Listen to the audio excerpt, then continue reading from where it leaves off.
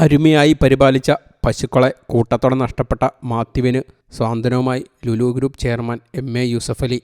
മാത്യുവിൻ്റെ കുടുംബത്തിന് 10 പശുക്കളെ വാങ്ങാനുള്ള തുക യൂസഫലി കൈമാറി. ഈ കൊച്ചുമിടുക്കന്മാരുടെ വാർത്ത ലുലു ഗ്രൂപ്പിൻ്റെ ചെയർമാൻ എം.എ. യൂസഫലി സാറിൻ്റെ ശ്രദ്ധയിൽപ്പെട്ടത്. ഉടനെ ഇവരെ ചെന്ന് കണ്ട് ഇവർക്ക് നഷ്ടപ്പെട്ടു പോയ പശുക്കൾക്ക് പകരമായി 10 പശുക്കളെ വാങ്ങാനുള്ള തുക എത്രയാണോ അത് ഇവരുമായി സംസാരിച്ച് നൽകാനാണ് പറഞ്ഞത്. 5 ലക്ഷം രൂപയാണ് യൂസഫലി സാറിൻ്റെ നിർദ്ദേശപ്രകാരം നമ്മളിന്നിവിടെ ഇവർക്ക് കൈമാറിയത്. മാത്യുവിൻ്റെ 13 പശുക്കൾ ഭക്ഷ്യവിഷബാധയേറ്റ് ഒരുമിച്ച് ചത്ത സംഭവം മാധ്യമങ്ങളിലൂടെ അറിഞ്ഞതിന് പിന്നാലെയാണ് എം.എ. യൂസഫലിയുടെ ഇടപെടൽ. 10 പശുക്കളെ വാങ്ങി നൽകാനുള്ള തുകയായ 5 ലക്ഷം മാത്യുവിൻ്റെ കുടുംബത്തിന് അടിയന്തരമായി കൈമാറാൻ യൂസഫലി നിർദ്ദേശിക്കുകയായിരുന്നു. ഇപ്പം നിങ്ങളുടെ സങ്കടങ്ങളെല്ലാം മാറി അല്ലേ? മാറിക്കൊണ്ടിരിക്കുന്നു.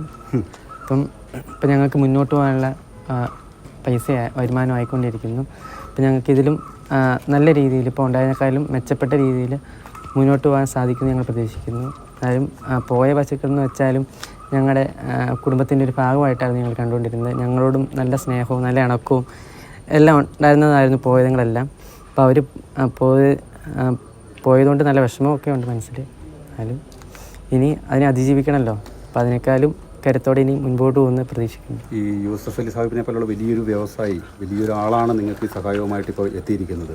എന്താണ് അവരോട് പറയാനുള്ളത്? എന്താണ് ഈ ഉപകാരം മരിച്ചാലും മറക്കില്ല. കാരണം